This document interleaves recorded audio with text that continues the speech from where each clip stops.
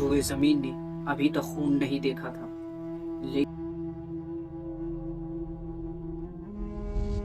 لیکن ایک بھائی نے اپنے ہی بھائی کا خون کر دیا۔ جی ہاں، میں بات کر رہا ہوں حضرت آدم علیہ السلام کے دو فرزند کی، حابیل اور قابیل کی۔ ان دونوں کا واقعہ یہ ہے کہ حضرت حوا رضی اللہ تعالی عنہا کے ہر حمل میں ایک لڑکا اور ایک لڑکی پیدا ہوتے تھے، اور ایک حمل کے لڑکے کا دوسرے حمل کی لڑکی سے نکاح کیا جاتا تھا۔ اس دستور کے مطابق حضرت آدم علیہ السلام نے قابیل کا نکاح لوزا سے جو حابیل کے ساتھ پیدا ہوئی تھی ان سے کرنا چاہا، مگر قابیل اس بات پر راضی نہ ہوا کیونکہ اقلیمہ زیادہ خوبصورت تھی، اس لیے وہ اس کا طلبگار ہوا۔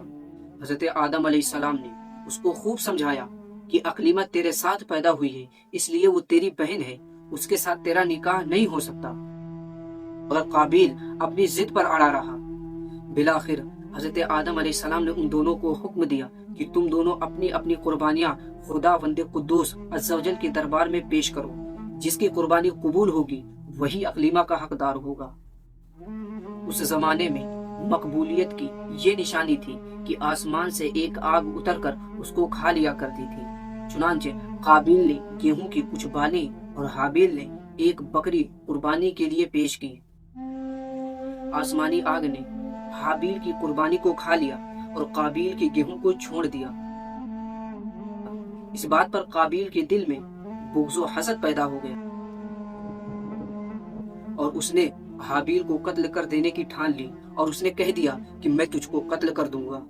حابیل نے کہا کہ قربانی قبول کرنا اللہ کا کام ہے، اور اللہ متقی بندوں ہی کی قربانی قبول کرتا ہے۔ اگر تو متقی ہوتا تو ضرور تیری قربانی قبول ہوتی۔ اور ساتھ ہی حابیل نے یہ بھی کہہ دیا کہ اگر تو میرے قتل کے لیے ہاتھ بڑھائے تو میں تجھ پر اپنا ہاتھ نہیں اٹھاؤں گا، کیونکہ میں اللہ سے ڈرتا ہوں، اور میں یہ چاہتا ہوں کہ میرا اور تیرا گناہ دونوں تیرے ہی پلے پڑے اور تو دوزخی ہو جائے، کیونکہ بے انصافوں کی یہی سزا ہے۔ آخر کار وہ دن آ گیا جب قابیل نے اپنے بھائی حابیل کو قتل کر دیا۔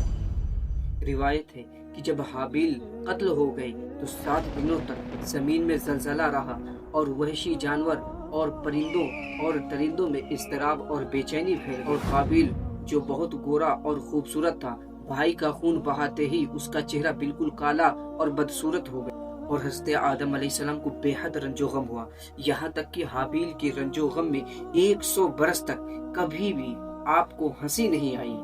اور سریانی زبان میں آپ نے حابیل کا مرثیہ کہا، جس کا اردو میں ترجمہ ہے تمام شہروں اور ان کے باشندوں میں تغیر پیدا ہو گیا، اور زمین غبار آلود اور کبھی ہو گئی، ہر رنگ اور مزہ والی چیز بدل گئی، اور گورے چہرے کی رونق کم ہو گئی۔ حضرت آدم علیہ السلام نے شدید غضبناک ہو کر پھٹکار کر اپنے دربار سے نکال دیا، اور وہ بدنصیب اقلیمہ کو ساتھ لے کر یمن کی سرزمین چلا گیا۔ ابلیس اس کے پاس آ کر کہنے لگا کہ حابیل کی قربانی کو آگ نے اس لیے کھا لیا تھا کہ وہ آگ کی پوجا کیا کرتا تھا، تو بھی